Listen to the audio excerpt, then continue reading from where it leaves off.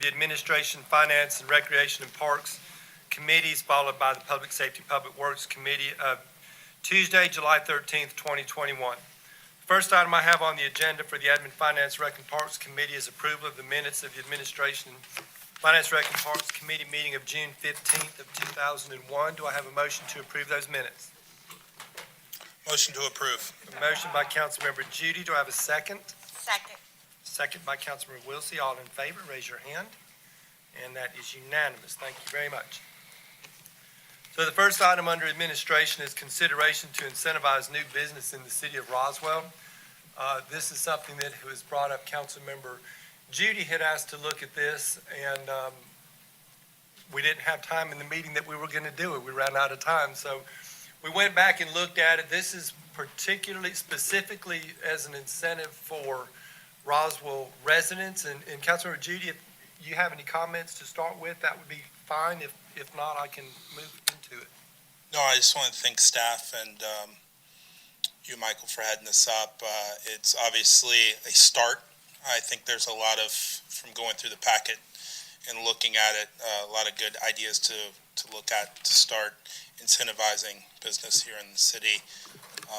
And hopefully this will allow us to take a broader look once we get in. But I think this is a great start to start the conversation. All right, so what we're looking at is we were kind of trying to see what we could do, particularly for Roswell residents. We have current policies in place to incentivize businesses in Roswell anyway. It's on our website. There's tax credits involved. There's fees that can be waived for new businesses. There's impact fees that can be impacted by new businesses and such. So this is something to add to those incentives, and this is starting the discussion tonight. So for new jobs created for Roswell residents, we followed along with the current incentives that we have for an annual salary to be at least 110%. And we put in here some measurement because there's a lot of different ways you can measure it. The state actually has measurements that they use where they can go county by county.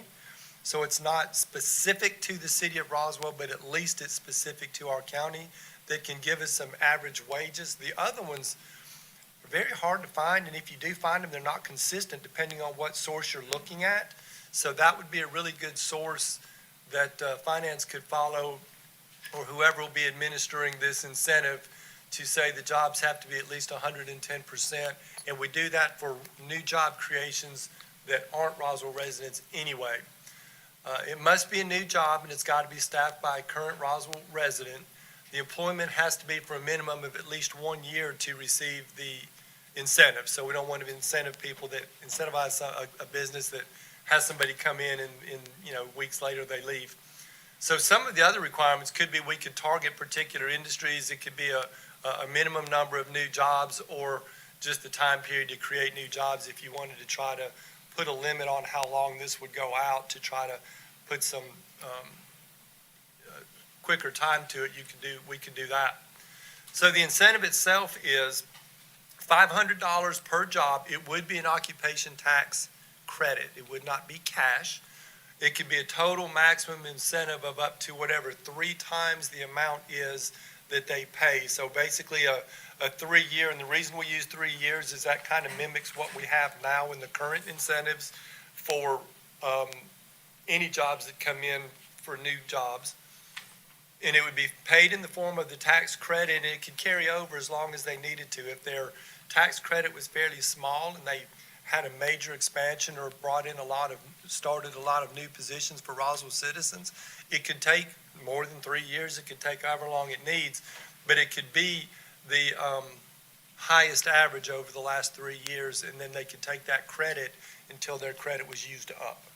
So that's kind of the incentive that we were looking at for Roswell, new positions for Roswell employees, and wanted to get your thoughts on that before we tried to move anything forward. So is there any questions, any comments? Yes, Councilmember Hall. Thank you, Michael. I just had a question. What is the existing incentive policy? Perhaps you addressed that and I missed it. I Apologize. I can. It's long, several In a pages. nutshell? In a nutshell, I'm going to try to hit some of the high points. So this would be for any new jobs. It doesn't have to be for Roswell residents. So if they're just bringing new jobs into the city.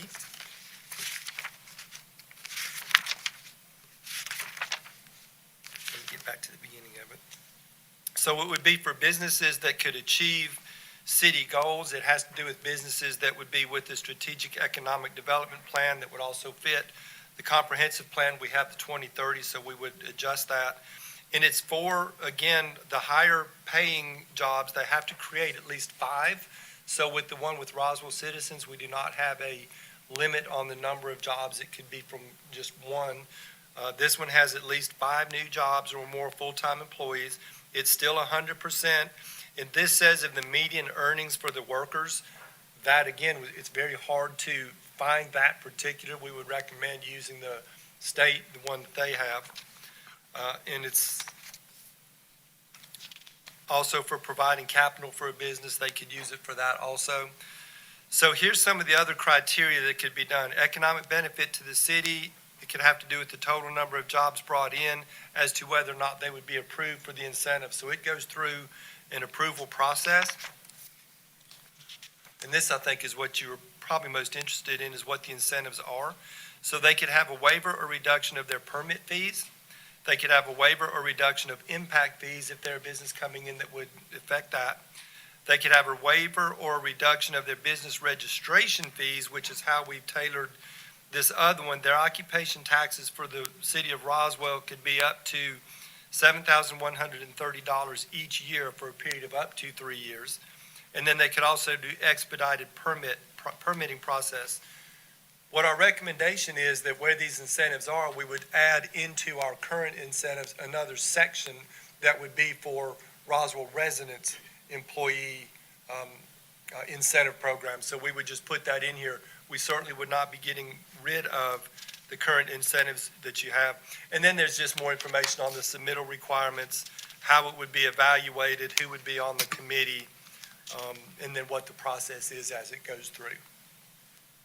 And just a follow-up question, how many incentives have we given out? How successful has this program been? I don't know because I'm not actually on that, haven't been on that committee. I don't know if Mr. Luckett or who governs that.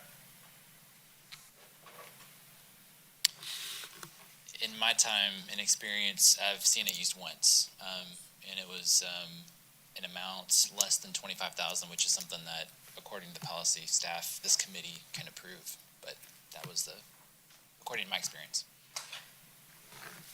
Councilmember Palermo. Excellent, thank you. I think staff did a great job by putting together some of this draft stuff for discussion, and I think this is an important discussion. You know, I think it goes back to when I appreciate when Councilmember Hall and Councilman Zapata last year had brought up the CPR, the CARES package, Roswell, as an idea on how to help support our businesses, and I certainly appreciate Councilman Judy making sure, and I completely agree that even as we're hopefully past the worst economic times from COVID, that we still need to do more to support and incentivize business.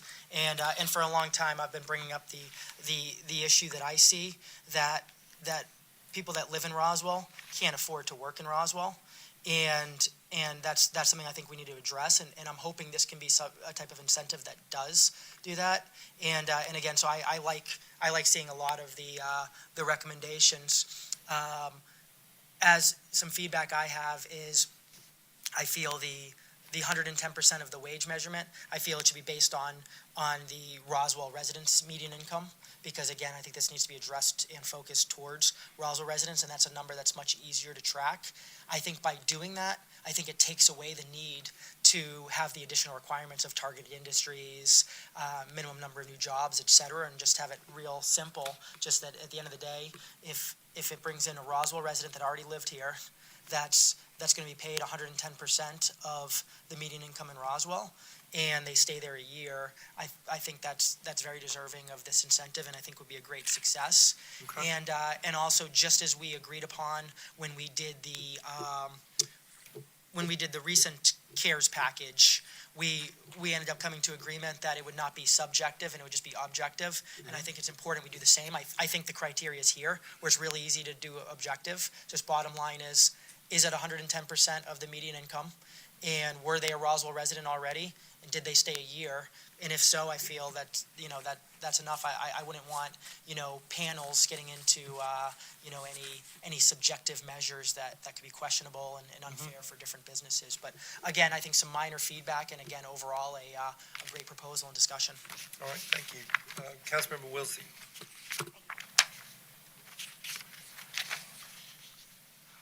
Yeah, I think this is great. Appreciate the work that staff did, and you guys have done a great job with these recommendations.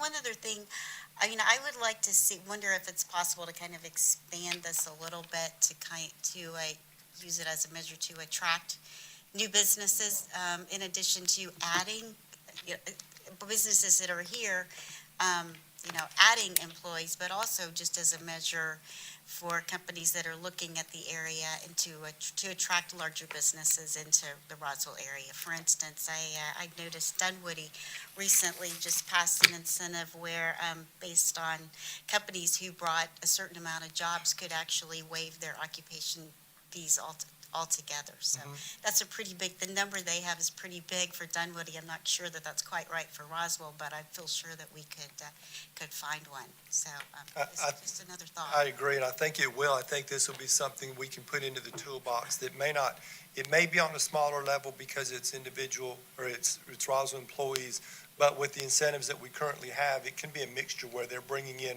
all new business. They can take advantage of that along with this one that would be, if you're bringing in employees and you have the choice between one or the other, Right. go with the Roswell residents. So, yeah, I appreciate that. I almost think if we could put a high number in there and give a goal and show businesses that we're serious, I think that might be a good incentive to Okay. help us compete. Okay. All right. Councilmember Judy. So I tend to agree with Councilman Palermo on the simplicity of it. Some of the comments I've had from businesses looking to come for Roswell is what tools do you have in your toolbox? Right. And it would be hard to explain the old policy that was used once. Right. So I think anything we do, it's all right, here objectively, here's what we've got, here's what we can do, and then they can put it into their spreadsheet and say, hey, this is why I'm coming to Roswell, they're helping me out here. Right. So this is great. I think that is, if we could get a policy written up and bring it back to a committee meeting, I think that then we can look at it and say, hey, this is a go, let's go with this. And then on what Marie said, I think that's a totally separate tool that we can, explore next. But and especially when we get our economic director in-house and Roswell Inc. and get them together, I think this one's kind of straightforward and we can do without them. But when they get in here and we can start getting them together to say, hey, look, and them bring us some ideas of incentives to attract business here, that's going to be huge. So can I ask a question then? This was specifically directed at a Roswell employee, or I keep saying employee, a Roswell resident that is hired for a new position in a business to help promote Roswell residents. This policy is the one that we currently have that's pretty complex, but it covers any business and anybody that it hires. What we can do is get this policy like you want it, put it into this policy, and then when the economic development director gets here, have them go through this one that's more detailed maybe and not as objective and try to clean that one up at that point. Does that make sense? For me, I would actually like it to be a separate thing. I think this with the committee and everything makes it too difficult. I agree with Councilman Judy. I think they're too separate. Here's a complex one with a committee. Separately, do the numbers work out? If so, here's your money. Okay. All right. Got it. Any other comments? Councilmember Zapata. Thank you. So are we going to be creating different levels here of stay-at-home, one-person business versus sort of like a Mercedes-Benz national headquarters. We're going to be having different levels of incentives here, or we're going to focus only on, one-person business. I don't know if we're going to contemplate different levels to make it easy. Okay, if you're going to bring this kind of business, is this incentive? If you're going to be just in your home selling something, is this business? Is this incentives? If you're a Roswell resident or not resident, are we going to have different levels of incentives as well? From my understanding, we want to keep it much simpler than that, and there's not a targeted industry or a number. If it's a new job, a new business that brings in a Roswell resident as an employee in a new position and pays at least 110% of the median income for their wages for 1 year, they would qualify for the incentive. If it's a headquarter that brings in 1,000 people, we'll take it. If it's a small business that wants to come in, that's what my understanding. Let's just keep it simple and try to promote Roswell as a place of business.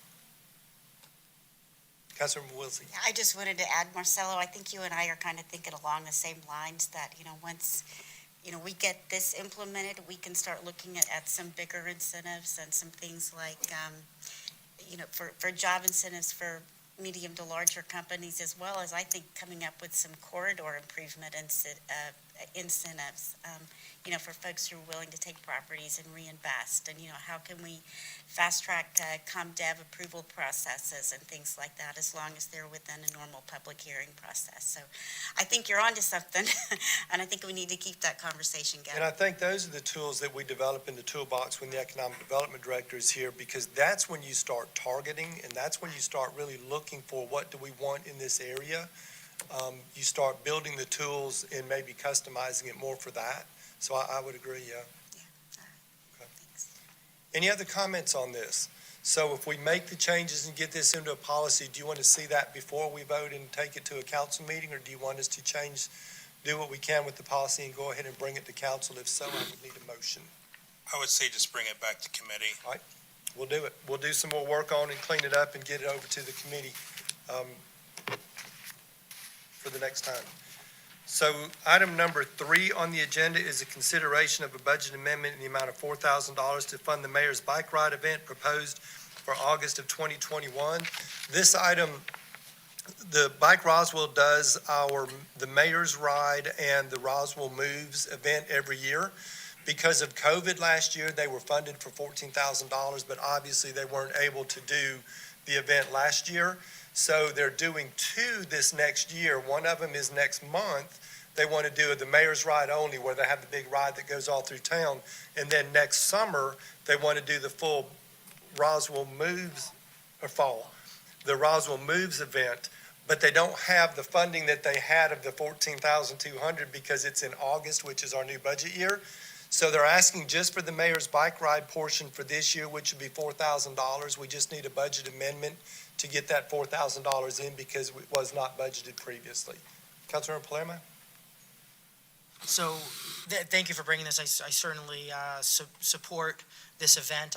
I've often been advocating for just more outdoor activities to make Roswell a great place to live and have fun, as well as exercise for this. I guess my question is, I thought when we were discussing the annual budget, I thought we had brought up and discussed Roswell Moves, and I thought there was enough money for an event for them to have both the ride and, well, I guess I didn't know about the ride, so I certainly support this 4,000, but I thought there was enough money separately for the Roswell Moves. We budgeted for Roswell Moves, but we only budgeted for the one event that they do every year. Okay. And that's the one coming in the fall. This fall of 2021? Right, but because they didn't do one last year, they wanted to go ahead and do a ride now, which is, it'll be again in the fall, but they need the money to be able to do this. It'll start here, end here, there's a luncheon involved. So it's the 4,000 is so they can do 2 in 1 year because they didn't get one in last year's fiscal year.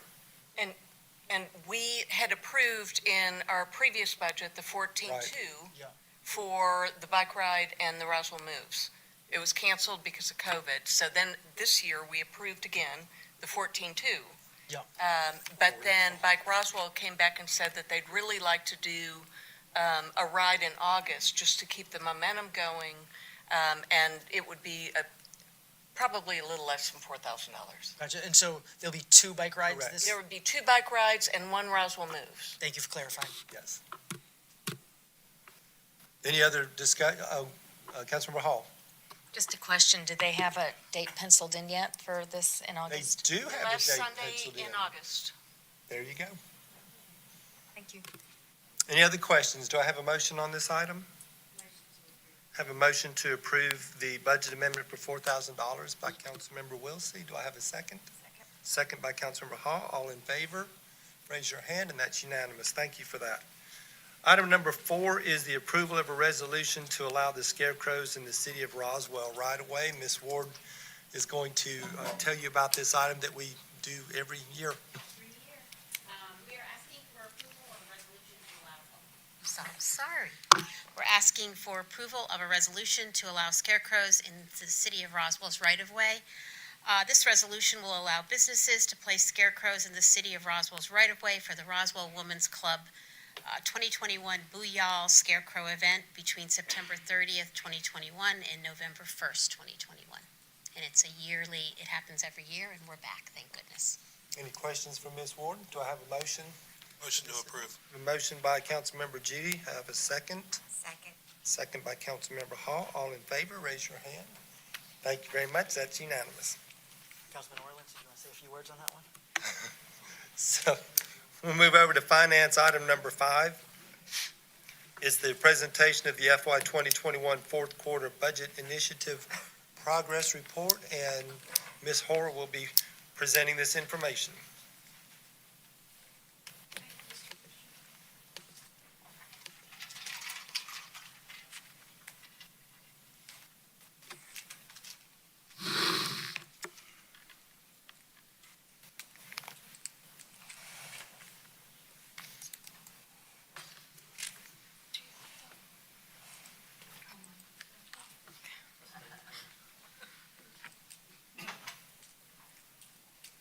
Good afternoon, Madam Mayor and council members. So this is the fourth and last quarter budget initiative progress report listing the projects and initiatives for fiscal year 2021 that we've been reporting on.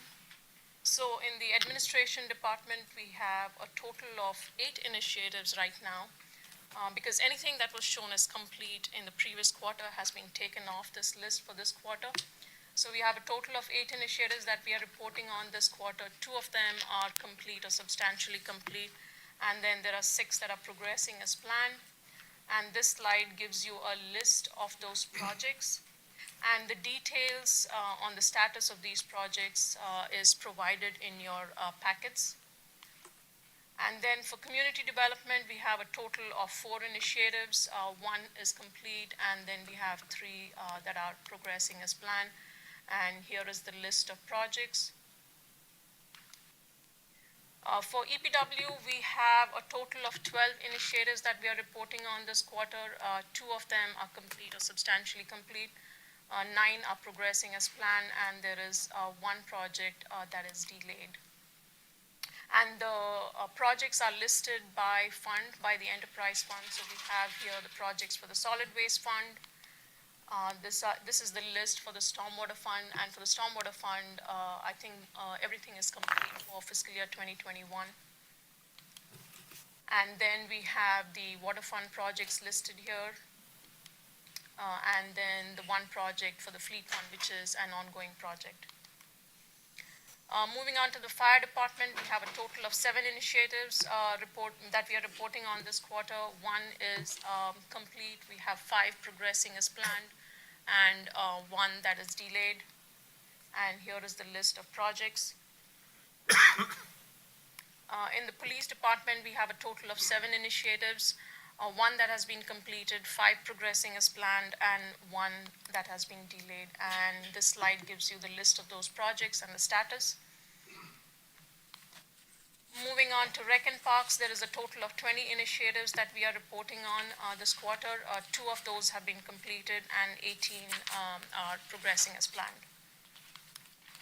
And the next couple of slides list those projects. 3 slides, actually. Moving on finally to the transportation department, we have a total of 17 initiatives here. 2 that have been completed, 8 progressing as planned, and 7 that have been delayed. And the next few slides list those projects with the status and the estimated completion date. That is all I have. If there are any questions, I'd be happy to answer. Any questions for Ms. Hora? All right, thank you very much, Harpreet.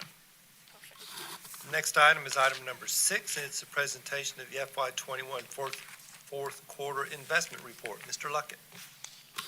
Yes, good evening, everyone. So this is our fourth quarter investment report for FY 2021. And just as a reminder, the city does have an investment program. We try to maximize those funds that are currently not spent. And so our investment program, as it mentions there on the first page of our report, has 4 objectives. In order of priority, there are safety, to ensure that there's no loss of principal, that we're complying with federal and state requirements, that we're maintaining all of our liquidity needs, and that we're maximizing interest income. So those are the priorities of our investment program. As you might remember, just a few months ago, you all approved an update to our investment policy. And a few months ago, we began working with our outside investment advisor to help manage a portion of our portfolio. At the bottom of page 2 of the report, it gives you kind of an overall picture of our portfolio. So you can see that as of June 30, 2021, our portfolio is earning a yield of 62 basis points compared to the 1-year Treasury at 7 basis points. If you go to page 3 of the report, it just kind of gives you a graphical representation there of the trend over the past year of our portfolio yield in comparison to the 1-year Treasury. So currently, we're about 55 basis points higher than the 1-year Treasury benchmark. At the bottom of page 3, there's a pie chart that shows you the various sectors that we're invested in. As you can see, currently about 40% of our portfolio is in our bank deposits, 15% in Georgia Fund 1, our local government investment pool, 8% in CDs, 17% in U.S. Treasury bonds, and 19% in federal agency bonds. On page 4, it gives you another table just kind of breaking that down even further. And you can see at the bottom of the graph, it gives you the past year trend on how our investment portfolio has been split among the various sectors. Moving on to page 5, at the top of page 5, this tells you, gives you an idea of our overall liquidity. And so you can see that out of the total $135 million in our investment program, it has an average maturity of 1.84 years in the overall portfolio. And then the bottom section is our maturity schedule. It kind of breaks down. You can see how our portfolio currently as structured will be maturing over the next 5 years. The final few pages just kind of gives you a detailed listing of all the various investments that the city is incorporated into our portfolio. And I'll be glad to answer any questions that you might have. Any questions for Mr. Luckett? All right, thank you, Ryan, I appreciate it. Moving on to Recreation and Parks. Item number 7, I'll read the whole item just so we have it for the recording. Consideration of text amendments to Article 8.10, Park Police Agency, Article 8.4, Park Protection, and Article 14.2, Regulation of Use of Public Parks of the City of Roswell Code of Ordinances, and directed to the interim city administrator or his designee to perform tasks necessary to transfer supervision of the Roswell Park Police from the Department of Recreation, Parks, Historic, and Cultural Affairs Department to the Roswell Police Department. Mr. Leatherman. Thank you, Mr. Fischer.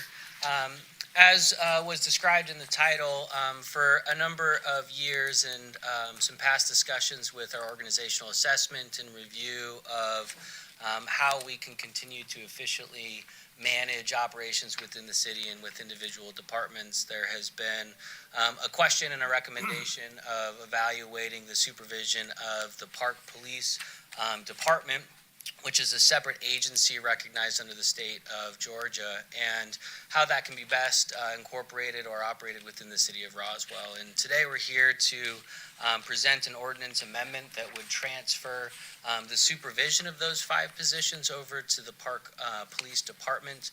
We would dissolve the agency, which is the Park Police Agency.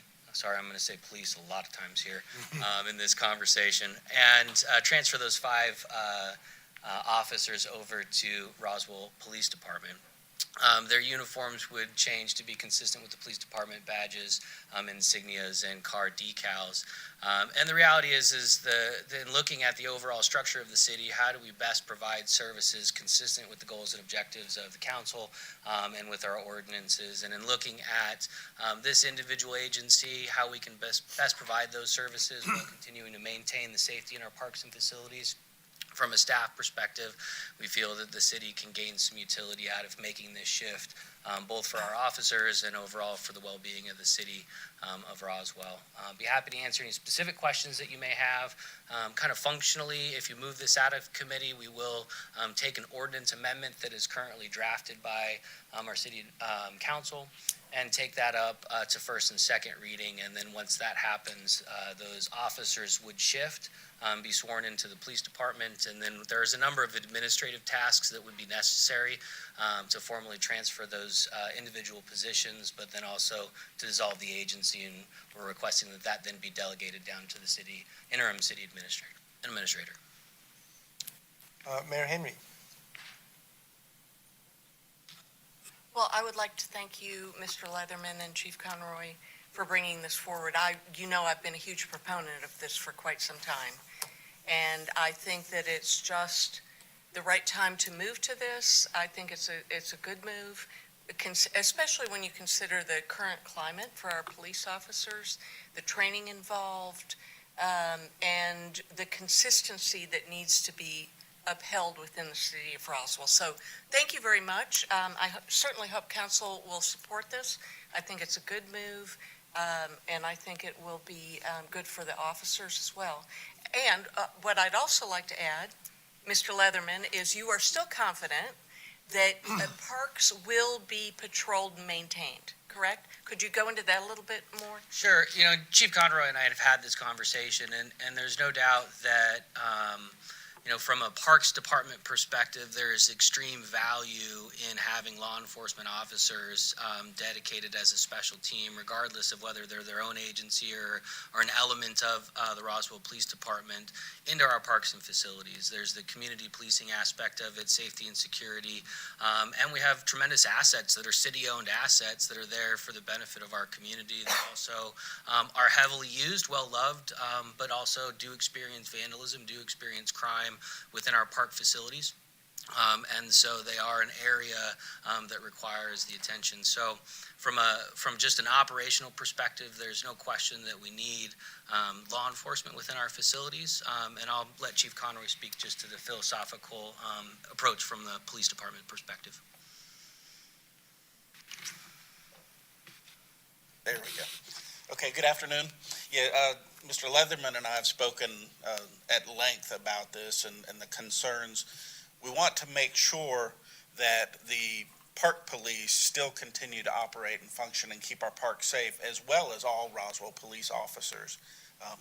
It's important. Our parks, we're very proud of our parks and want to make sure that they have excellent coverage, and we're going to leave a mechanism in place so long after Jeff and I are no longer here that it will continue to operate to where our park police unit, it'll be a specialized police unit, just like our other ones. Our traffic unit, they're specialized. They have a certain function. These park police officers will have a certain function, and that's to keep our parks safe. That's their primary responsibility. We will make sure that that mechanism is in place, that will continue for years to come, and that they know that the Parks and Recs Department, as well as all of our parks visitors, are their customers.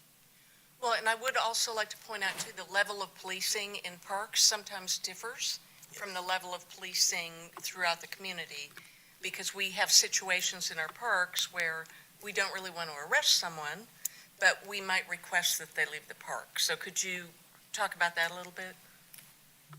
Yeah, the way that we've amended the draft ordinance for your consideration is also to extend the ability for the Roswell Police Department to enforce rules as opposed to ordinances, or I should say in addition to our city ordinances. So the rules that are adopted by our Recreation Commission then can also be enforced. So if we have issues with, foul language or fighting or things that may not rise to the level of enforcement action but are inconsistent with the rules of our park facilities and the operation of those park facilities, that our law enforcement officers can then take enforcement action of removing somebody from the park. And so, it's kind of that early often intervention can curb some of our larger issues that if we can deal with, an individual unruly customer or community member from a rule or a policy violation, that is a much easier and lower level approach than dealing with it from a law enforcement perspective. And officers will obviously have the discretion how they need to handle those So issues. the bottom line for me is that the message I'd like to get across is by making this change, this doesn't mean that if you smoke a cigarette in a park, you're going to be arrested. What it means is the officer is going to ask you not to smoke in the park, correct? Well, I'll let Chief Conroy kind of speak to the enforcement aspect of that, but I think from a philosophical approach that we are on the same page, that we want the community aspect of enjoying our park and facilities to be consistent, how you enjoy them now. Fundamentally, there will be no change in the enforcement action or rule enforcement action in this transfer. So what you're experiencing now in the park won't fundamentally change at all. There is an enforcement aspect, though, that is different. Thank you. That is correct. The officers do have discretion. I don't want to tie their hands if they say stop smoking, the person puts a cigarette out and immediately lights another, then the officer may have to take different action. One thing that I failed to mention, what we discussed with Jeff and I, when there is a vacancy in the park patrol unit, that he will sit on that selection panel to where we interview the officers that are interested in transferring, so they will have input as to who works in that park unit. I saw Councilmember Zapata's hand up, and then Councilmember Palermo. I'll go to you next. Thank you. So, thank you for the explanation. I have a couple of questions. One, was great to hear all the pros of this. What will be the con of this move, if there's any? And my second question is about, we touch a little bit about the training of the officers that will be on the park unit, which is, I'm sure, is different characteristic, different training from, let's say, from a SWAT team member to a park,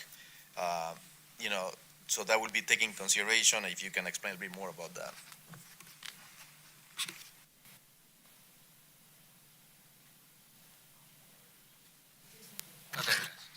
Pressing too hard.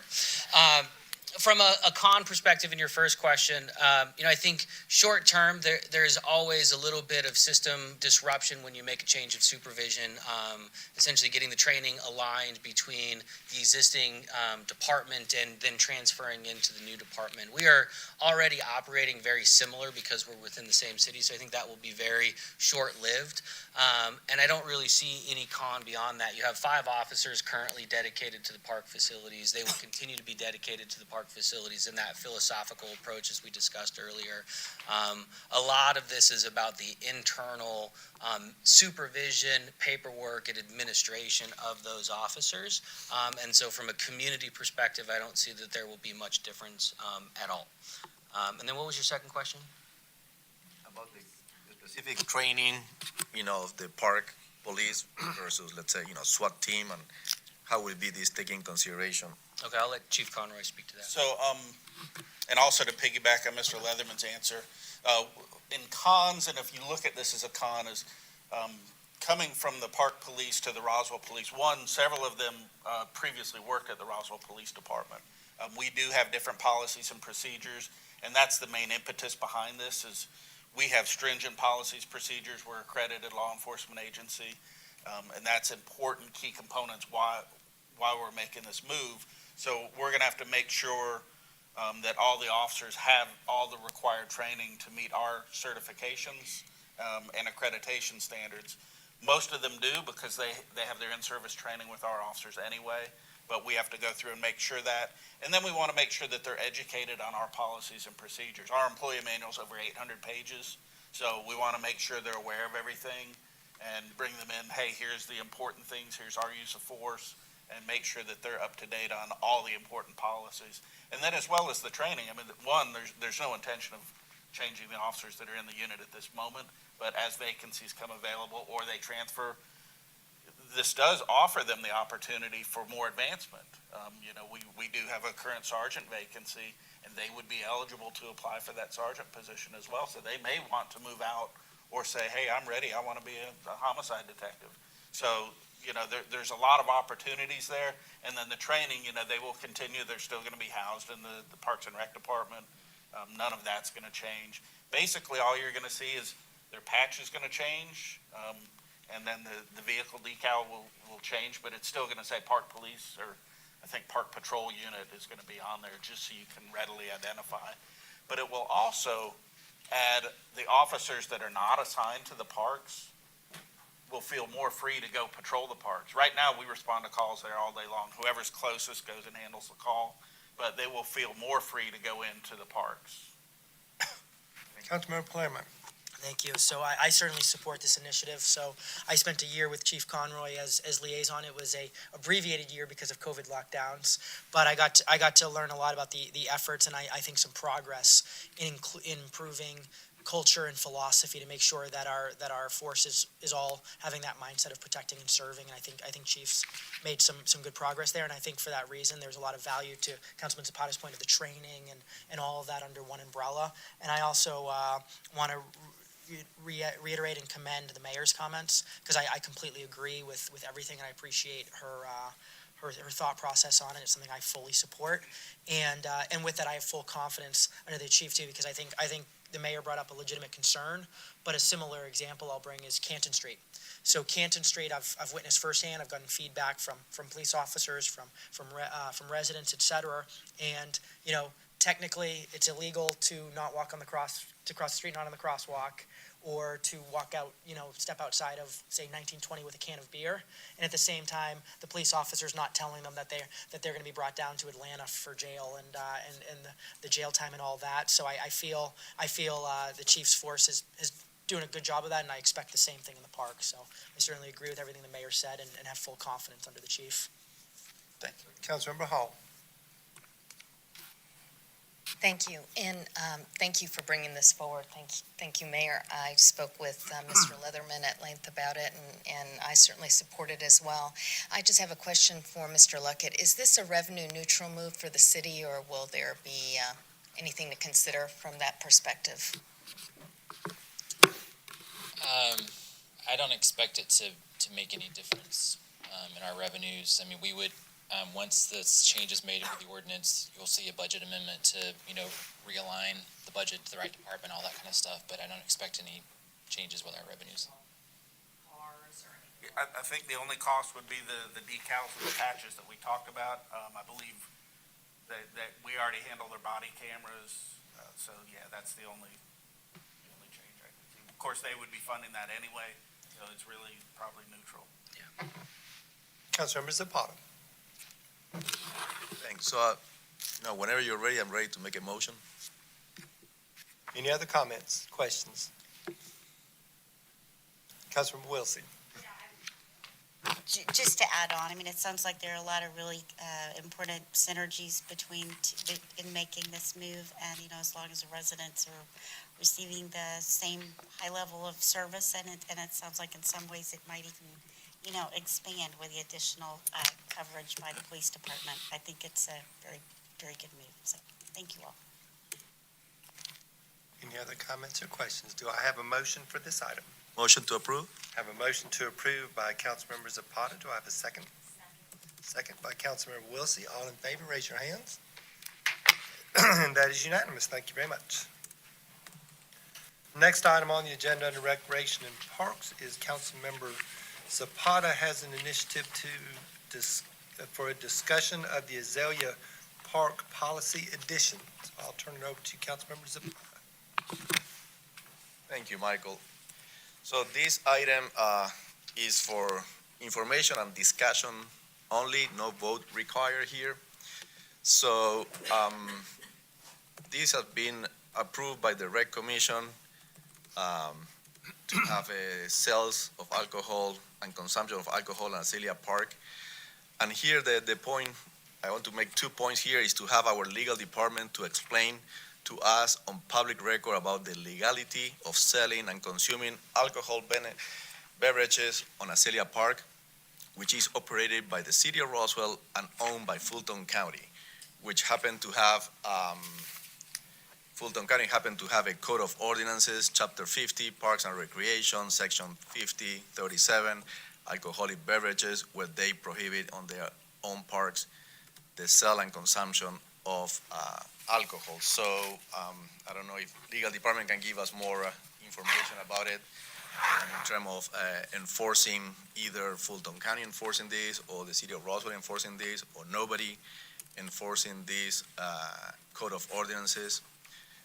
This is point number one we're going to talk, and then point number two is, assuming that it's not a problem at all to sell and consume alcohol at the Celia Park, is what will need to be taken in consideration to have all the microbreweries in the city of Roswell who produce and promote and sell and give a job to people here in Roswell to have the same opportunity to promote their product and sell their product, and at the same time make it even more attractive and appealing for people who like to go to the beer garden, to have more options to try different beers on one location.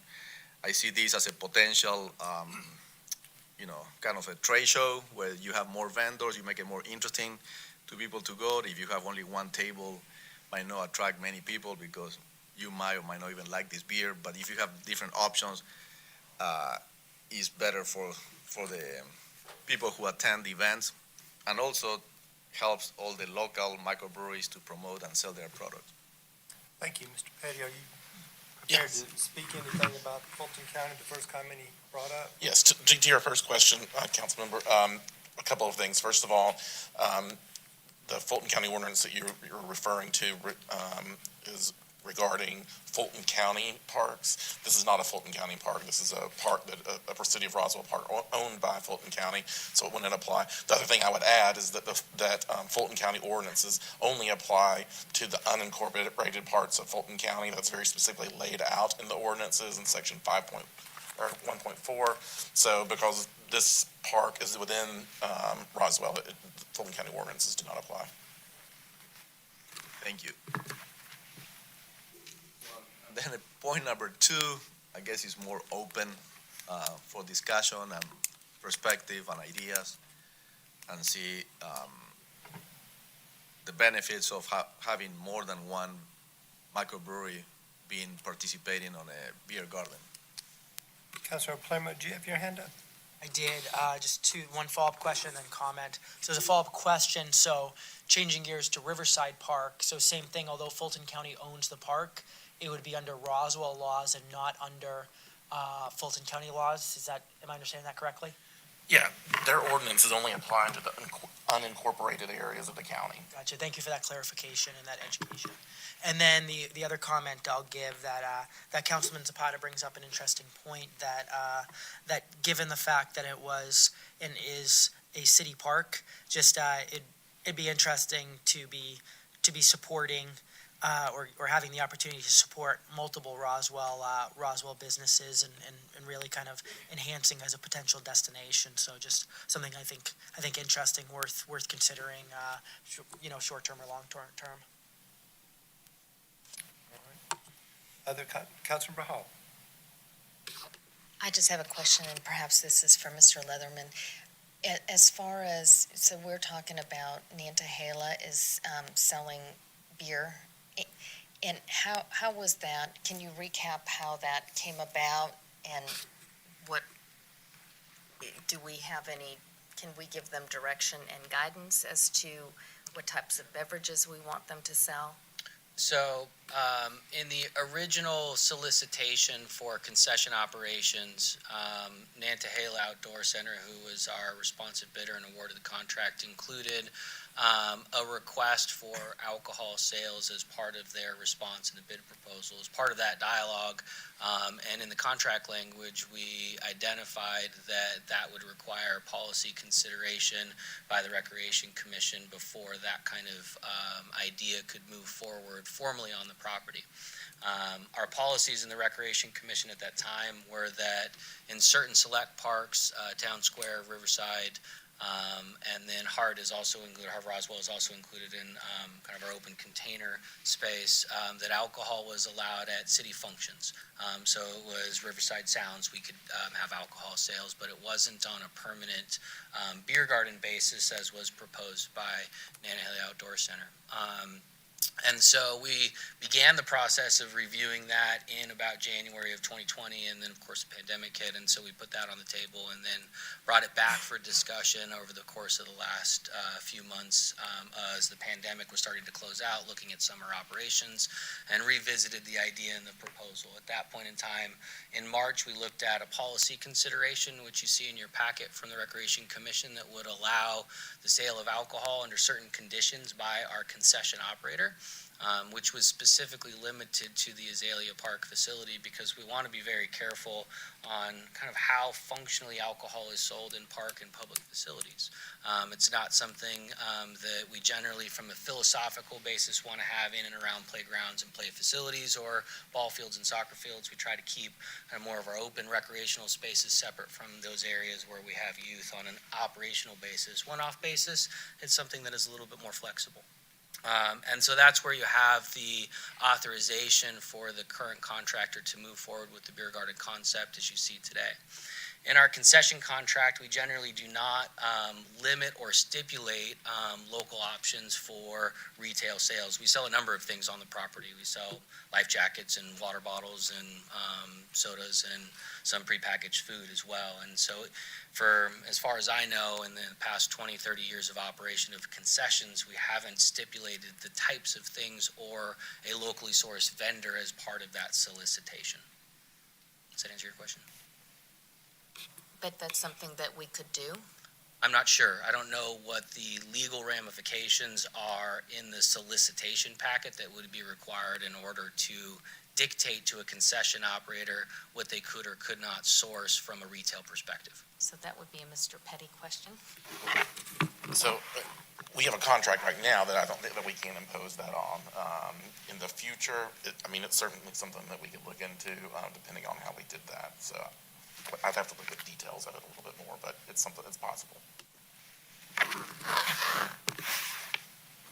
Any other comments or questions or discussions? Councilmember Zapata. Thank you. So, yeah, like, I believe it, like any contract could be renegotiated or negotiated. And in this case is the alcohol, which is highly regulated.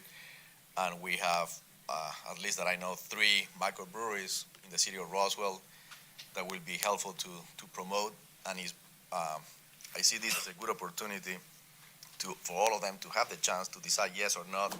Makes sense for them to promote and sell their products on, like Councilmember Palermo just brought it in, on a public property. So, given that it's a public property and it's highly regulated industry, and we happen to have 2 great microbreweries in town, I thought that was a good opportunity for them to have the chance to promote and sell their product there. And I don't remember from the top of my head when the contract expired, but again, like any contract, you can have a conversation and see how willing is to renegotiate the contract to include more locally produced, in this case, beer, into the beer garden. Councilmember Hall, and then Councilmember Willsey. Just to follow up on that, the farm to table and the local grown movement is just so big in the food side, and we see it on the beer side. It would be nice to see that we offered local options and gave all local folks the opportunity. Councilmember. I'd like to clarify, from the earth is local. Councilmember, And so are two others. Councilmember Willsey. Yeah, thank you. Yeah, I mean, I think it's an interesting idea, and I think promoting our local breweries and giving them a chance to, meet the public and meet the market is a great opportunity. I do think that right now we have kind of a proof of concept underway, so, and I think if you add additional breweries to it, it's going to add additional vehicles, with the beer trucks and additional management for the vendor. So I think I'd just like to see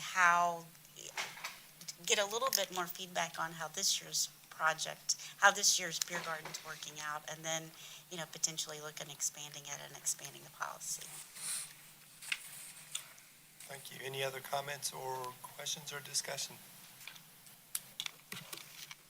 All right, I think we've heard some information, had some questions answered tonight, so I appreciate that opportunity. Move over to community development, item number 9. It's a discussion of the amendments to the comprehensive plan, and Ms. Bromberg is coming.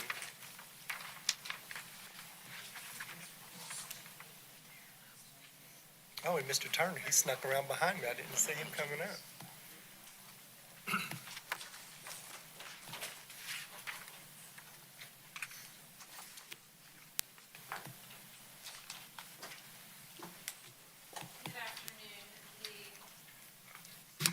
Good afternoon. The information that's been handed out to you, those of you who had pre-printed packets, I noticed when I was copying the files over today that some of the columns did not export correctly into your hard copy, so I've just updated them so they're easier to read. There's no change in information. The letters were just going outside of the boxes, so there's 2 replacement pages. And those of you that didn't have pre-printed packages, I've printed for you a couple of handouts, not the full comp plan that was transmitted to DCA and the Atlanta Regional Commission, but 2 of the other handouts, which I'm going to briefly describe for you. The page that you see up on the screen now, let me back up a little bit, I'm sorry. So on June 14th, this Mayor and Council did approve the transmission of the comp plan with a couple of updates to the Department of Community Affairs and to the Atlanta Regional Commission. The document has been transmitted. It has been opened for review. The council also requested that we take a list of additional comments, reconvene the stakeholder committee in a meeting with a direction to have that meeting and bring those results back to you at this committee meeting. On June 15th, we did compile all of the additional comments that had come from stakeholders and from council members. Those were emailed out to the stakeholder committee members. Staff worked to get availability of people to attend a meeting. The most number of people that could come were to attend a meeting that was held on July 8th in this room. At that meeting, we then went through all of these comments, but in a tabular format so that we could have a very linear way of kind of going through each of the changes and try and keep it organized. In the packet that you have, it's on the screen and what was provided in the packet and in your hands, the original comments were provided with page numbers. The second version of the document that was transmitted to DCA is a few pages shorter, so those page numbers were altered. The old numbers are stricken through, and the new numbers that reflect the comp plan that's also included as an attachment, is dated June 30th, match up, just so that there was an ability to follow along with where these different things show up within the document. With that, I'm going to leave the Word file and go to the tabular version. So this is a different view. There we go. So there were a variety of pages that were provided. I'm not going to spend a lot of time on each one of them. We're going to move over to the actual tabulation of the votes pretty quickly. This table here is what was originally in the draft comp plan as it was presented to Mayor and Council on June 14th. No, it's not going to work. Do it this way. This is the modifications that were approved by council. We did put those modifications, which included some additions of recreation and conservation in all of the character areas, as well as the removal of a couple of items that are marked in red on the screen. We did put those to the stakeholder committee members that were present, and they did overwhelmingly support those modifications, so there isn't any reservations that we have about the document that's actually under review, and there being any changes that we would recommend to that document based on this, just as a starting point. So with that, this is actually the character areas and the zoning, future zoning classifications that are recommended as being compatible that was transmitted on June 30th in the comp plan to DCA, just to have as a starting point. And then the very next page would be page 4. These are the two corrections that the stakeholders actually provided to staff and unfortunately we missed. And this was the addition of RS30 and RS12 to the neighborhood residential character area as compatible future zonings. That was overwhelmingly 14-0. All the stakeholder committee members who were able to be present did agree with those corrections being provided. And as was explained by the stakeholders for us during the council meeting on June 14th, this character area, those two zoning classifications were presented that way throughout the process and inadvertently left off by the consultant on the page. So it was really just a text correction. So this then, with those two items accepted, so in neighborhood residential, the RS30 and the RS18, which were blue on the previous page, have been turned green on this page as shown as being accepted by the stakeholders so that we didn't have to have any further discussion about them. And then we went methodically through all the items that are listed on the page here, either as red or blue, as a point of conversation and then individual votes held. The very first thing that we went through was the recommendation to consider creating a new designation in the future of RS24. And just as a quick kind of side conversation to explain how this would be done if this were something that this group would move forward with, is that the Unified Development Code would need to have a text amendment to create this as a component within the UDC, and then the amendment to the comp plan could move forward as this being an item. So our recommendation from a staff perspective is, because the document is in review, that these are just items that we have discussion about, and until we get the comments back from DCA and ARC to understand where we stand with our document, we don't have any more action that we take on these as far as moving them forward, just to keep things very simple and very clean. That way, once we have those comments, if there's an opportunity for us to react by including some of these, then staff can make that recommendation and bring it to council for that approval. And if not, then adoption of the document, it's done, and then we immediately start into the amendment, so that there's no overlap in those efforts, is something that we would have some concerns, may raise questions from our reviewers at DCA and ARC if we were to try and overlap those processes.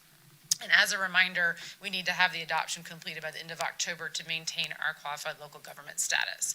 So we had a very long conversation about what does RS24 look like, why was it brought up as a recommendation, and where it might make sense to look at. So staff did come up with a draft concept of what this might look like if it were a designation that fit in between RS18 and RS30. And as you can see on the screen, in general, it just kind of splits it down the middle. You've got, obviously, RS24 is 24,000 square foot lots, 110 lot width as a minimum, provides setbacks for both major and minor front roads. Again, just in the middle between what RS18 and RS30 currently provide in the Unified Development Code. Rear setback of 35, side setback of 10, and building coverage max of 30%. We do like to do things in 0s and 5s when it comes to our setbacks. We don't have to. We can certainly pick other numbers, but that's just a common approach to doing those. There was a lot of discussion about whether this is something we even needed in the UDC or ultimately in the comp plan. And as you can see by the support at the time, we did only have 13 members who were able to stay when we got to this part of the conversation, but we had 6 that were in favor of this being an item that is considered by this council, and 7 who were in opposition. So it really is a point of discussion for this council. Again, I don't believe it's something that has to be completed tonight, but we certainly can answer questions about it if you have any. What I thought I would do is present the next slide, which has the remainder of those tallies, and then open it up to discussion after that. We can go back to any page that you need to. So after that discussion, we moved into the remainder of the tally regarding each of the zoning classifications and whether or not they should be considered compatible with the different character areas. And we went through them one by one by character area, and the results are on the screen. So the items, again, that are shown in red are where they were recommended they be removed as a zoning that's compatible for that character area. And as a reminder, what that means is not that the zoning that exists today has to change, but that if someone wanted to go to a zoning classification that is not listed as compatible as a future zoning classification for that character area, then that application would be recommended as denied by staff because it doesn't comply with the comp plan. And then if it's in the list, then we would recommend approve if it met all the code requirements and is compatible with the comp plan. Blue is addition, so it's to add additional zonings for those character areas. We did list the RS-24 and go ahead and take a vote to see, because there was an actual recommendation not just to create the RS-24, but to consider including it in the suburban residential or the neighborhood residential character areas. So we did go ahead and have them at least vote on that so that we would have a record of information for you to consider. The last page that you have in your packet is basically the same thing, but I've removed all of the red and blue with the exception of RS-24 because it's kind of a whole classification of its own. Those that have a number in them but are white were red before and they've been removed. And those that are green that have a number in them were blue before or red and failed to be removed. And so they're shown as green. So this, if there were an amendment made in the future to the comp plan once it's adopted, this would be the mapping that you would have for the zoning classifications that are considered compatible in the future for those character areas. So I'll be happy to answer any questions that you might have, and I can go to whatever page you need me to.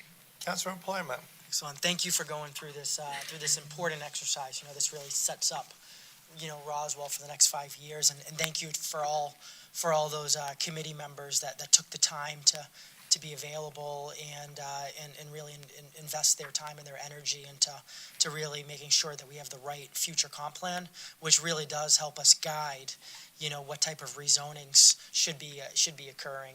And obviously it's a touchy issue because we, of course, hear from a lot of residents, they feel how it's zoned now, it shouldn't be rezoned unless it really is a very compelling reason. And so I think it's really important that we have the right things here. As a reminder, just because something is not included in the character area does not mean someone cannot request it. So a developer can still request something if it's not there, and a council can still approve it. This is showing basically letting developers as well as the community know what's intended, what's preferred, and really helps guide staff on having official guidance on really what is intended for the different areas. So really important exercise. And similar to the phasing discussion that I brought forward that we just initiated last night. With these votes, it's not my ideal. I obviously would have preferred some different items to turn out a little differently, but nonetheless, I think it's a very reasonable compromise and it makes sense. So I'm certainly going to be supportive of moving forward everything as the committee voted. The RS-24, I lean towards that being a separate discussion, and it's something I'm certainly open to separately adding it, but I do feel to staff's point that it's just adding a little more confusion and complexity when this has to be reviewed by other entities. So I think it's a good long-term discussion and maybe even short-term, but separate from this exercise, especially knowing that in reality, if we wanted to achieve it, someone could always request an RS-18 and just build 24,000 square foot minimums, or vice versa. We could approve RS-18 and add those minimums. So there's still flexibility around that.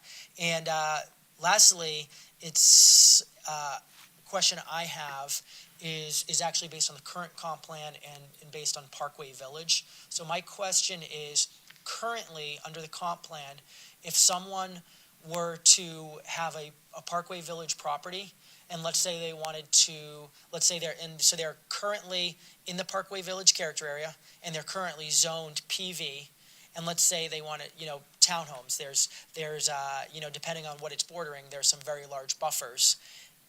Today, if a developer wanted to rezone PV to RTH is that something that our current comp plan would recommend supporting, or something our current comp plan would not recommend supporting? It would. So that's not a change. So are there any PV changes in this comp plan compared to the previous comp plan? Okay, so that's all available all throughout. Okay. All right. So yeah, again, with it, I think this is a great job. Again, I don't agree with it, 100%, but it's certainly something I think is fair, went through a good process, and something I'll certainly support. Councilmember Judy.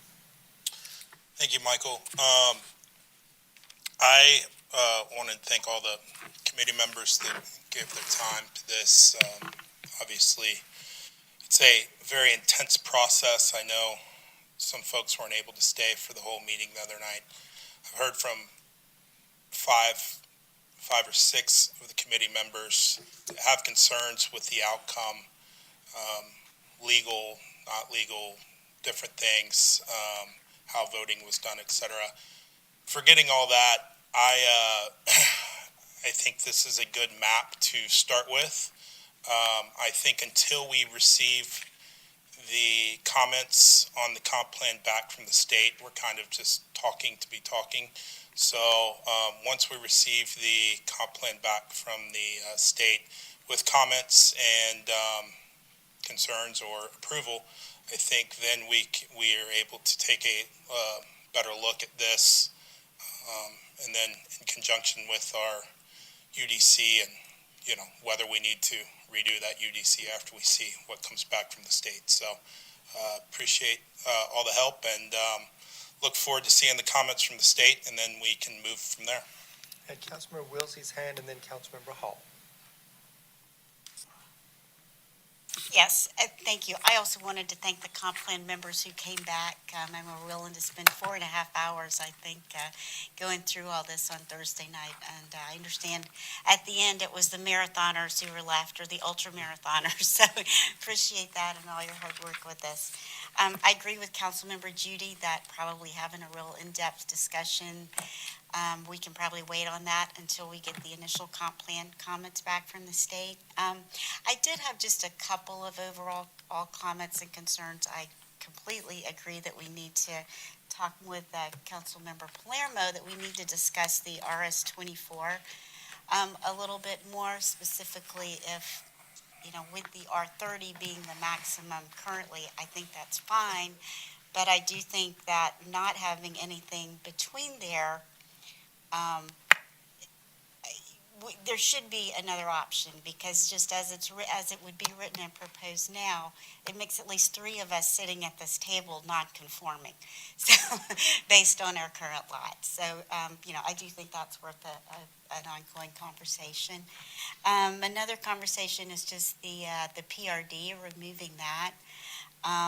As I understand it, the planned residential developments are designed so that you can maximize green space and amenities within a certain property.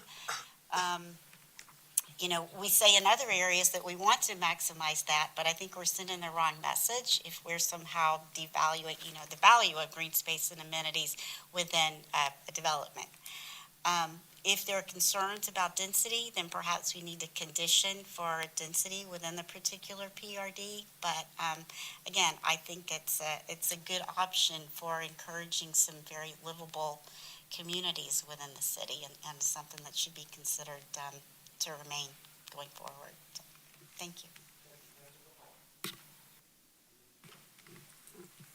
Thank you, Michael. I just wanted to thank the committee and thank Councilmember Zapata. He was the liaison when this started, and I was the liaison in the end, and I know how much work goes into this just since January, since my role as liaison to ComDev. So I appreciate how hard you guys work and all the changes you make. I am very, very excited about this, just being part of the strategic plan and adopting the strategic plan for the city. This was one of the challenges. We talked about this 2 years ago, that the challenges are going to be to align our strategic plan to our comp plan, to the East Roswell Economic Action Plan. And this is getting us there. So I just wanted to thank everybody, say that I think this speaks to what the people of Roswell have spoken to us in the strategic plan. We're following their messaging, and I look forward to moving this forward and getting it adopted so it's just on standby the minute that we get the approval of the comp plan, and we can go ahead and implement the amendment right away. I had Councilmember Zapata, thank Councilmember Hall. I had Councilmember Zapata and then Councilmember Palermo.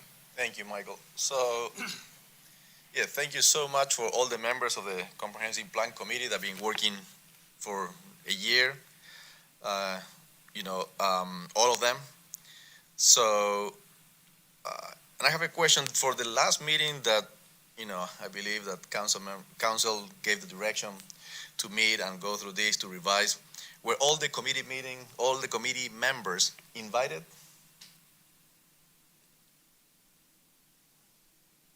To the June 14th Mayor and Council meeting, No, the last, when they review and they voted recently, when was, last week or? the July 8th Stakeholder Committee meeting? Correct. Yes, we did a poll and checked to see the availability of all 20 members. There were 10 members who responded, if I'm not mistaken. Kevin was doing the tally on those, who gave us dates that they were available, and then we had 14 show up at the meeting. Great. So, okay, so everybody was notified to attend and the majority attended the meeting. So, and they cast the vote, the democratic vote, and they decided to make a proposal here that we have today in front of us. So, we definitely need to appreciate the process and follow the process. And when this was indicated to meet as soon as possible with the Comprehensive Plan Committee stakeholders, they reacted. So out of respect, I think that whatever came from this vote have to move forward. And have to get us ready for when this comp plan come back. We can immediately add these improvements, which I understood was the whole purpose and idea when this was voted in mayor and council meetings. So I would like to stick to the process, not delay the process, no reason to delay the process. So I don't know, I know that staff recommend to delay the process and no rush this or to vote on that. I have a different opinion, and I think that this should be moving forward because it's important, and also out of respect of all the committee meeting stakeholders who in a relatively short notice decided to participate actively and vote on improvement to the comp plan. So I don't know what will be the options. I would like to learn today the options to move forward this process without delay. Thank you, Councilmember Zapata. Councilmember Palermo? Thank you, Mr. Fischer. So absolutely, if we look back to the council meeting where we voted on the comp plan and the transmittal, the reason it was unanimous was because what council discussed and therefore discussed to the public was the fact that we were going to transmit that because we have this October deadline, and at the same time we're going to be moving full speed ahead with this to make sure that we approve something that goes to staff. So the second that staff gets back what they need, they immediately send this updated one. And I feel we absolutely have to keep that commitment that we made that council meeting, which is again the only reason it was voted unanimously to move forward, because with it, I think we all agreed the comp plan in its current form was not really ideal or protective, and it's because there was only limited time the committee had, and so these items actually on here were things that the committee had not really discussed beforehand, and these were important ones, and so that's the reason number one, to really keep the commitment that we had discussed at the dais when we voted to transmit it. Number one, we keep that commitment. Number two, because really this is actually a great example of why our city is at risk if we don't move this forward immediately and have staff ready to push it forward. And let me give an example why. If we go down to looking at down RM2 and Holcomb Bridge Road, so basically the east side. So there was a 9-to-1 vote that RM2 should not be considered a compatible zoning on the east side. So what RM2 is it's 100% apartments, and basically by having this, it's saying that actually telling developers that a compatible zoning is for 100% 100% apartments. When we saw with Target that residents really didn't want to see, even when it was 50% apartments or whatever percentage it was. So for us to do this, we're really opening ourselves up to risk. We're opening our residents up to risk. And once something gets rezoned, there's no zoning it back, because, in the sense that what we see for developers is they rezone to a more profitable use, even if it's not beneficial to the community.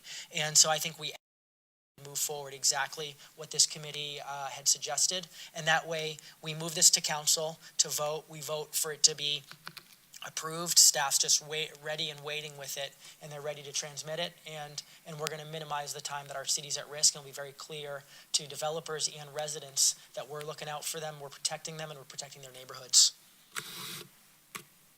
All right, thank you, Mayor Henry. I would like Ms. Bromberg to clarify. I believe Councilmember Palermo spoke, so I would like her to clarify that. Just as a clarification, as staff noted at the June 14th meeting, once the document is transmitted to DCA, you cannot make any changes to the document. Staff also recommends that any changes, and we have spoken to DCA about what happens if changes are made, that this body not take any action to approve any changes until we get the review comments back from DCA. And that was as a part of procedural what we explained at the June 14th meeting. If that was misunderstood, we apologize, but there are definitely risks that if any formal change is made by this body, risking the continuation of the process continuing forward and the city losing its qualified local government status, because it just can't happen that way. So we need to see those comments come back. If there are no comments, the document has to be adopted, and then the amendment is done. So we've done the background work to be ready for this body to consider that amendment, because we've already done the background homework. There could be whatever steps we want to have in the process, whether that's another stakeholder committee meeting, a work session, whatever Mayor Henry prefers to do in order to bring it through the process to council to make that consideration. So at this point, this discussion is great. We need to make sure we have it, but to have any other formal decisions made cannot occur until we get a response back from DCA. And then depending on what it is, if they have comments that may or may not address some of the things that we are actually talking about in continuation, then we may have the possibility of lumping them all together as a resubmittal to them that then could be one round of adoptions. But until we see what those comments are back from them, we can't guide you on exactly what the next version of the document will be. So there's two scenarios essentially. One is they come back with, your document is fantastic, it's ready to be adopted, we have no changes, it gets adopted, and then immediately, at the same time it's being adopted, the proceeding forward at the next meeting, whatever that might be, for the adoption for taking the amendment through. And what you just discussed was my understanding of it, is basically, by no means can this be sent to the state or anything like that. We're on basically pause until they get back to us. But it was my understanding, what we discussed that night in the council chambers and the official vote, was that basically we're going to work,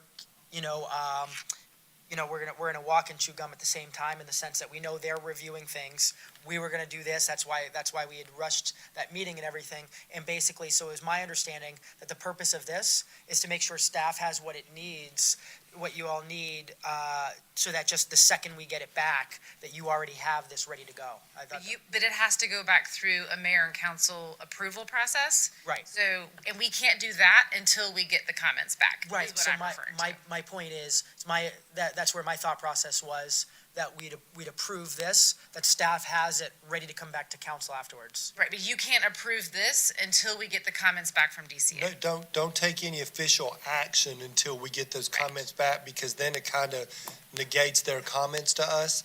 We can have everything ready to go, but to take official action before we get any of that back, then they kind of they look at that and think, well, what are you doing? You're kind of playing. So I think that's the risk. Help me understand what's needed to make sure you're ready to go. Right. Nothing. So at this point, the only changes that would need to happen in, and I'm maybe oversimplifying it, but in the comp plan is we have 2 to 3 page pull sheets, like I call them, for each of the character areas. And at the bottom of the map page, there is a list of future compatible zoning classifications that are recommended for that character area. Those little text boxes are the only things that need to change in the document. All the other text edits that I actually didn't get to that slide, but on the next page that go with this, go right along with it. I think there's a couple of words to get deleted, a bullet or two to get deleted. So that's all.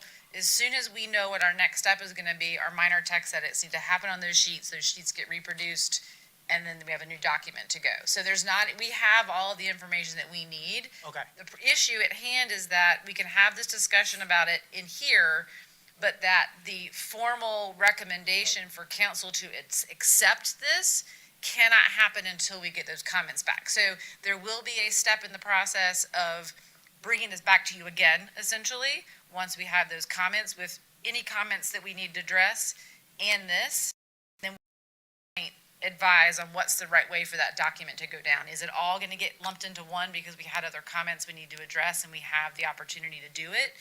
DCA may tell us you can't.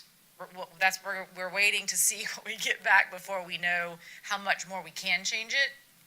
If it's, you can't make any changes, it's great as it is, and we accept it as it is, then we're going to adopt it and then immediately have the revised document that would come to you for approval to be transmitted as an amendment.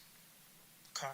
Now, And we don't know until we get the comments back what that schedule looks like. We could get the comments back in the middle of August, and so we're looking at adoption and resubmittal in September, or it could be that we get the document in the middle of September, end of October, and we're going to be freaking out because we need to get it adopted to keep our status. So there's just a little bit up in the air. We do know it's open. They've sent us a notification it's been open, and the mass email's gone out to all of the jurisdictions that will review it, or look at it, not review it. and now, so if I understand correctly, what's going to happen next is at the committee once we get feedback and the comments, you're going to come back to committee with two items. One, their comments and any updates recommended based off their comments. And two, the updates from this, which you will have already drafted. Am I understanding that correctly? Possibly. It will depend on the comments we get back. So if we get no comments back, we would bring the adoption of the document through committee to council. And then we would have a second one that we would do for bringing it, not the same council meeting, because we want to adopt it at one council meeting and do an amendment at a different council meeting, so there's no overlap in those. If there are substantial comments that require us to do revisions, and we get feedback from DCA that making extra revisions on top of that will not jeopardize the process, then we would recommend putting it all together, bring it back to you as one revised document that has the presentation of the changes based on DCA comments and what the stakeholder committee has presented to us and you're seeing here tonight in one document that would then go down for that review, come back, and then adoption.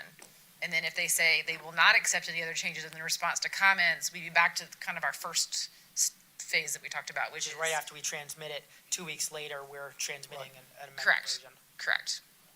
And so once we start getting those dates back of what we are going to get, we'll be able to better lay that out for you. We just are at their mercy at this point. But the hard part, as far as at least getting the group together, going through these, having that discussion, and then having it available to you to be able to review and talk about, is complete. And this doesn't result in any major effort to make the changes in the document. Good. Councilmember Hall. Thank you.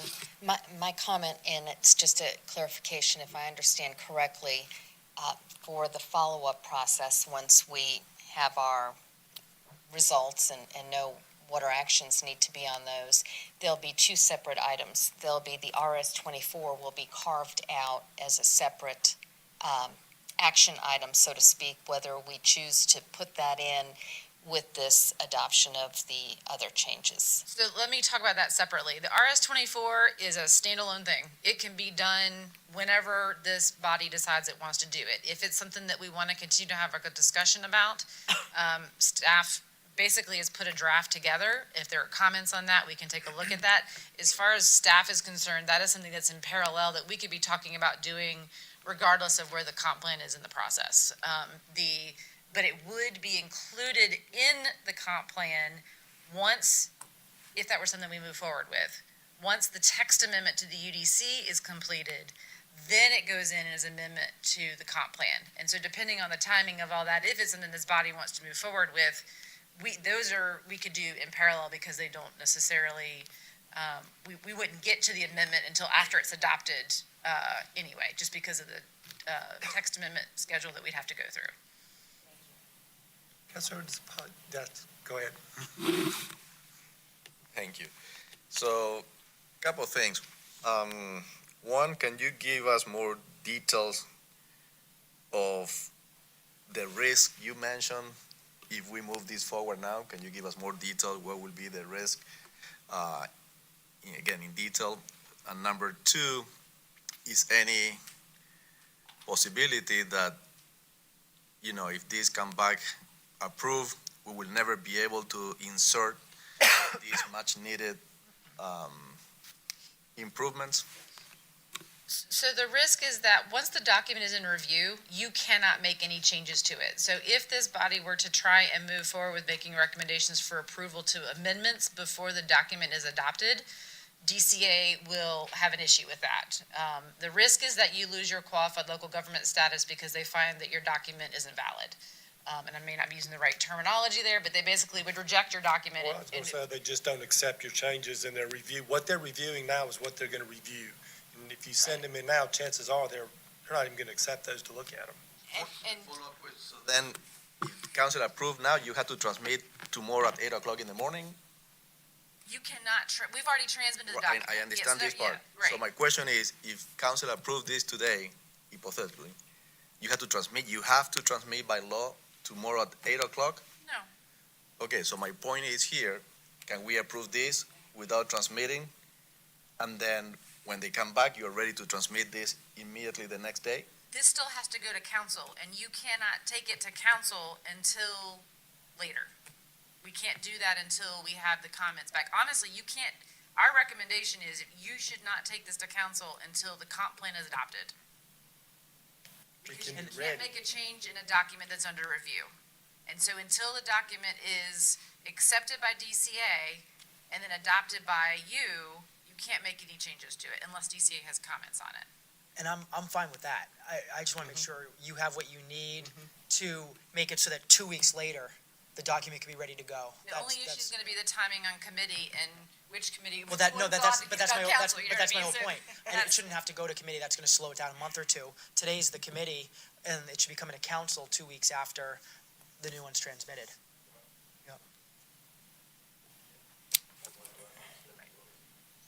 There was a second part to your question a minute ago, Councilmember Zapata, that we didn't answer. Could you remind me?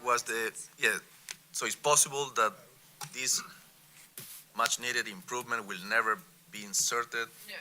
So you can, once you adopt a document, you can do an amendment anytime you want. And once that's adopted, you can make another amendment anytime you want. It's typically, we don't do it, but every 5 years. There are some jurisdictions, Kevin and I were talking today, there are some jurisdictions that every time they do a rezoning, they do an amendment to their comp plan to include. I don't recommend that. So the amendment process, once it's adopted, there is no timeline, there is no, it's just you gotta get one, get it adopted, do one, get it adopted in that sort of sequence. Similar to how we have our legislative process for a text amendment, you have to do the different steps. And once it's done, you can start back over with another amendment if you want to. So that, it's very similar to that. So there's no risk in it getting completed. It's just a matter of making sure that we have one done before we start the next one, so that there's no overlap in those processes. Thank you. I think Councilmember Willsey and then Councilmember Judy. Thank you. I'm happy to have this conversation and go through everything in detail when the time's right, and I think Lenore's pretty much has outlined, what the process is going to be and what we can accept. A couple of comments, I just wanted a question and then some comments based on some other comments that were made. As I understand it, RM3 and RM2 are already pretty heavily regulated by the UDC at this time, so there's no really looming threat of RM2 or RM3 coming in. Outside of this document, I think they're all conditional use.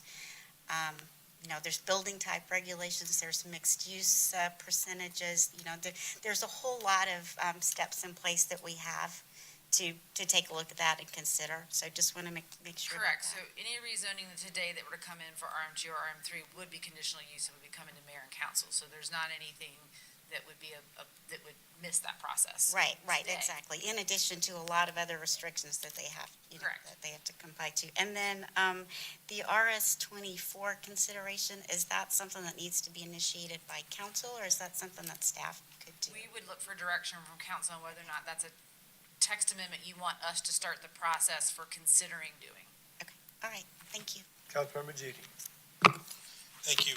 So, just to clarify, and the reason why you're saying this is if you don't put the cart before the horse, because if they come back with comments that go against possibly what is shown here, we can't pass this today and then bring something that goes against comments that could possibly not put us in compliance with what they want us to do with our plan. Possibly. So right now, remember that what they're reviewing Is that one correct? is, nope, is this one. Right. And so if they take issue at this, we need to address that Right. first before we make any other changes.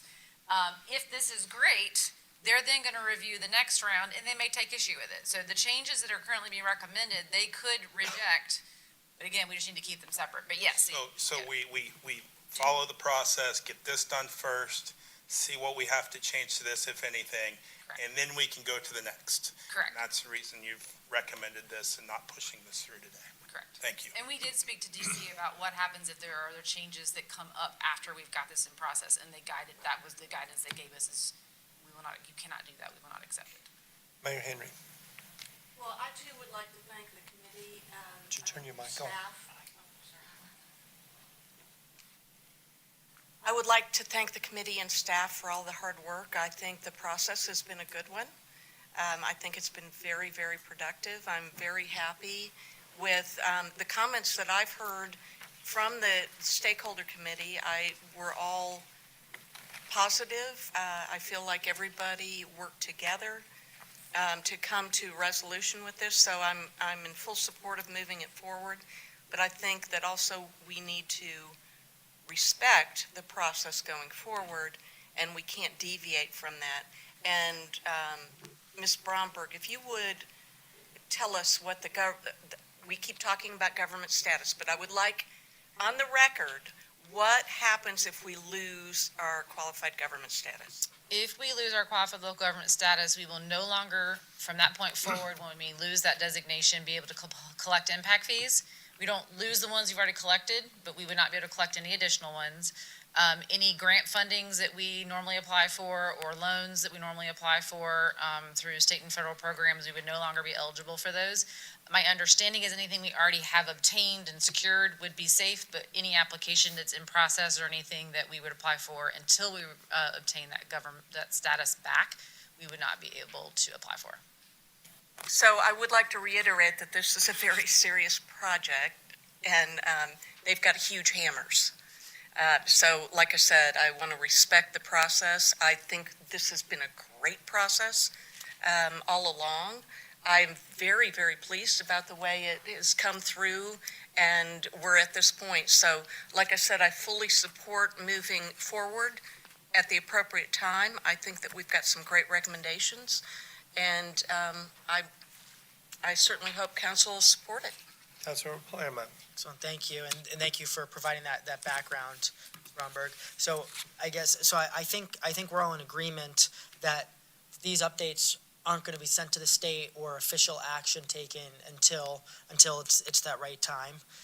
What I'm not clear on is, what do you need to make sure that we are ready to do that 2 weeks later? In other words, because I guess my concern is, being able to, it sounds to me like it's not that intensive a process. Basically, you've got to draft those word pieces. Is that something that you're able to go and draft based off of these results that you have here, so that that's just ready, knowing that you're going to look for either can you combine them when we have to send back to the state? Or if not, that you'll be ready 2 weeks later to a council meeting to have that? Is there anything you need from us today?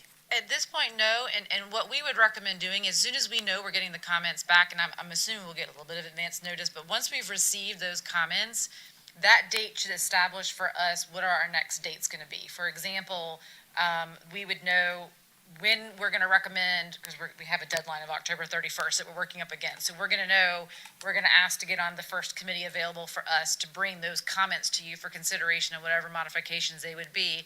That also tells me that whatever that immediately following committee meeting is, and my recommendation is that we actually not move this forward out of committee until then. So we would have our comments back, whatever reaction we need to bring to you, that we get from DCA to committee meeting. If there are none, it's committee to council, and we might even, I'm not sure if we have to go back through committee again, or if I can just bring the document back to you for adoption. I need to clarify that, so that might be a time savings, if you will. And then that would tell us that the next committee meeting is the one that we would bring this amendment with the draft document updated with these changes, so that we kind of doing this, if you will. So this is my whole point, though. I feel this is that committee meeting. And so just how do we make, and that's what I want to make sure we're discussing, so that it truly is ready to go right after it's been submitted to the state, just as we discussed at the council. Let me clarify, we cannot take any formal action today. We cannot do that until we get the comments back from the authorities. Correct. So I know where you're going with this. You want to guarantee that whatever we've said in this committee meeting is going to be carved in stone when we get the comments back. We can't do that. That would be a formal action. And as you all know, any council member can put anything on a committee agenda. Any council member can put anything on a council agenda. So we can't take, the only thing that would guarantee the outcome of this after the comments come back from the authorities would be if we took formal action, which we cannot do. Then let me I think we are on the same page. Let me rephrase my question based on the mayor's comments. You said it's not time consuming to make these updates needed. So if 2 weeks after that first version is adopted, assuming that we're not able to get some of these updates in there, do you see any concerns if a council member requests this be on that council meeting 2 weeks later? Do you see any challenges with having those updates for a draft ready 2 weeks later? No, I don't think so. I can't think of any reason that'd be an issue, because we know what they're gonna be. We just don't wanna change the document. Sure. Mostly because if we get comments from DCA, we need to address those, and then, hence the reason for bringing it back to you is, what if any of those comments impact the decisions that have been made at the stakeholder committee meeting last week, and we need to make sure we have a conversation about that. So that's the kind of scenario where we would bring it back to you at committee to have that discussion before it goes to council, would be our suggestion, to make sure we capture all of that and not miss anything, or make a change that is been changed already, that sort of thing. So I think that will be the case if there are comments that affect this, but I'd like to just understand, for the possibility that they have no comments, they just accept it, what are we ready to move forward 2 weeks later? And you're telling me that you feel that's not time consuming, and you would be if there were no comments. correct. Yeah, okay, thank you. Any other comments or questions? So before we adjourn, let me add one addendum to that. There are advertising requirements if it goes straight to council, so we need to make sure that time period is met. So that would be the only thing that, in advance of that, as we're getting close to it, we need to make sure we're coordinating so that we don't miss that, because that's an important step in the process. So Thank you for reminding me, Kevin. Thank you. So Councilmember Tyser was not at this committee for an excused absence, nor will he be at the Public Safety, Public Works Committee meeting. And with that, or Environmental Public Works, and with that, we're adjourned until the next meeting. Or recess, or adjourn, or whatever.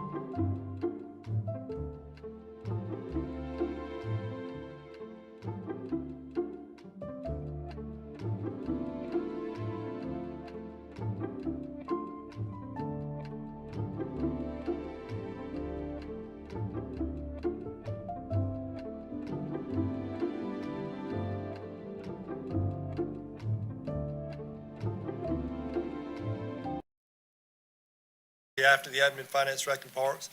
First item on the agenda is approval of the minutes of the Public Safety, Public Works Committee of June 15th, 2021. Do I have a motion to accept those minutes? A motion by Councilmember Hall. Do I have a second? Second. Second by Mayor Henry. All in favor, raise your hand. And that's unanimous. So there's no fire items. So for police, item number 2 is consideration of a budget amendment in the amount of $52,836 for the purchase of pistol-mounted red dot optic sights. Chief Conroy.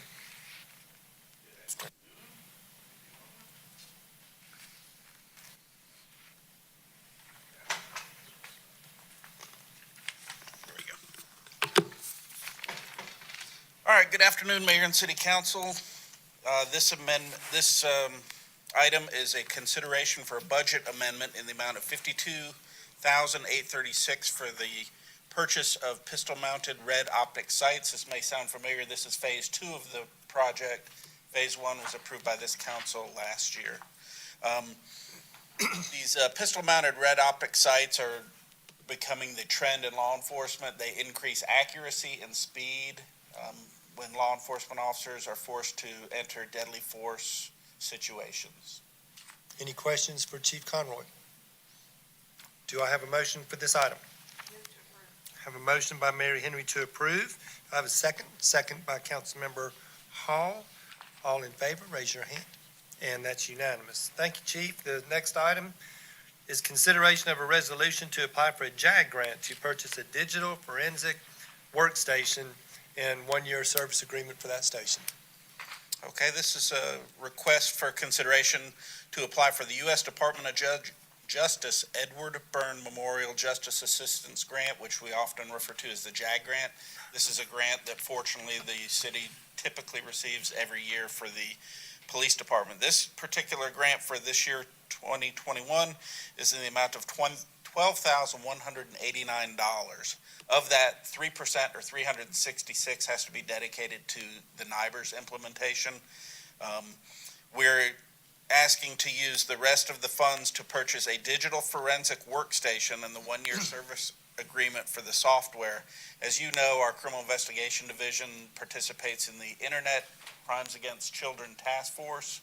We fortunately are very successful in that, in apprehending predators against targeting these children. This equipment would allow us to more rapidly download the files that are needed, and I will use their numbers here. Bless you. So for files that we have to download that normally took days or weeks can be reduced to 1 to 2 hours, and additionally the magnet software that is included will allow us to analyze the data and a time frame that used to take 2 to 4 weeks to just several hours to analyze the data. The equipment cost for this is $12,773, and the city would cover the remaining $950 balance from the 2022 Special Investigation Computer Equipment Operating Fund. Any questions? Motion to approve. Thank you. Motion by Councilmember Gidi, second by Councilmember Palermo. All in favor, raise your hand. It's unanimous. Thank you, Chief. Thank you. Item number 4, moving to Public Works, is consideration for the mayor and/or interim city administrator to sign a contract with Construction 57, Inc. for construction of the Grove Place Waterline Replacement Project in the amount of $231,945. Mr. Skowski.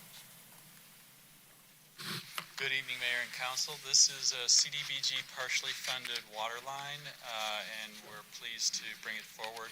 The CDBG funds will make up about 57% of this, and the balance will be made up with funds from the Water Capital Project Fund.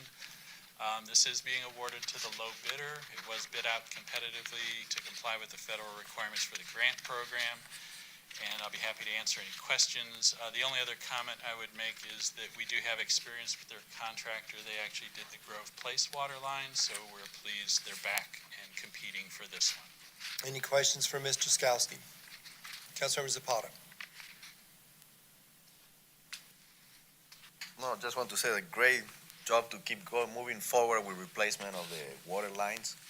And eventually it would be great to have an update. Where are we with this? We have a great report. I guess it was a couple years ago, done internally, much appreciated. So, again, great job to keep moving forward with a much-needed update and upgrade of the water line. Thank you. Do I have a motion for this item?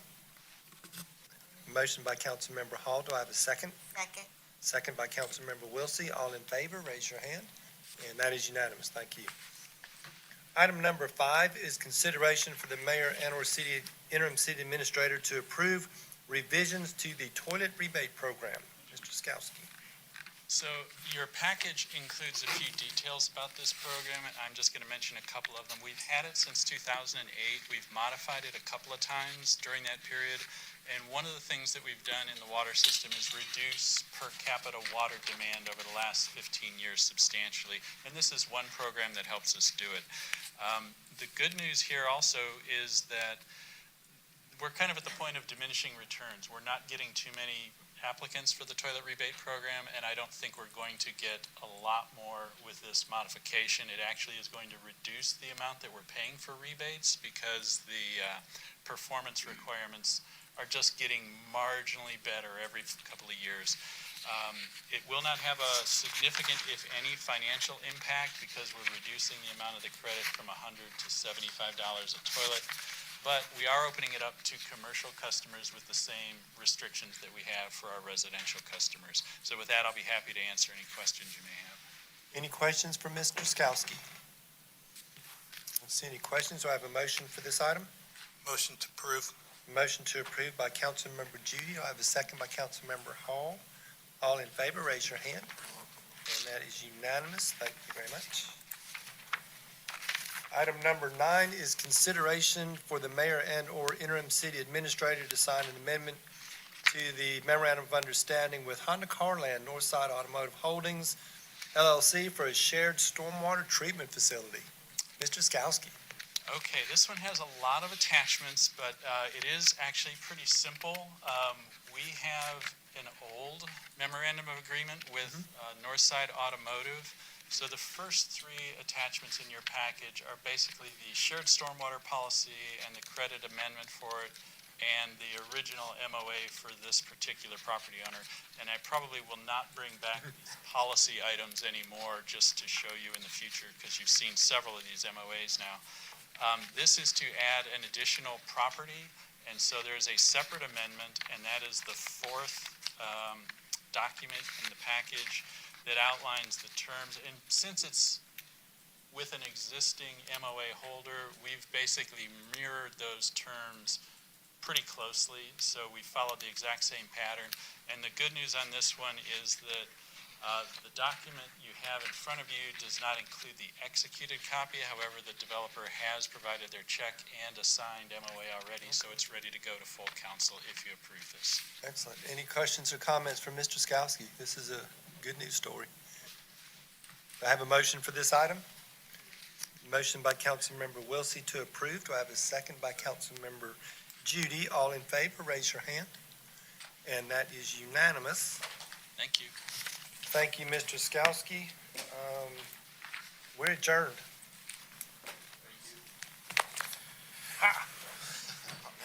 I got it.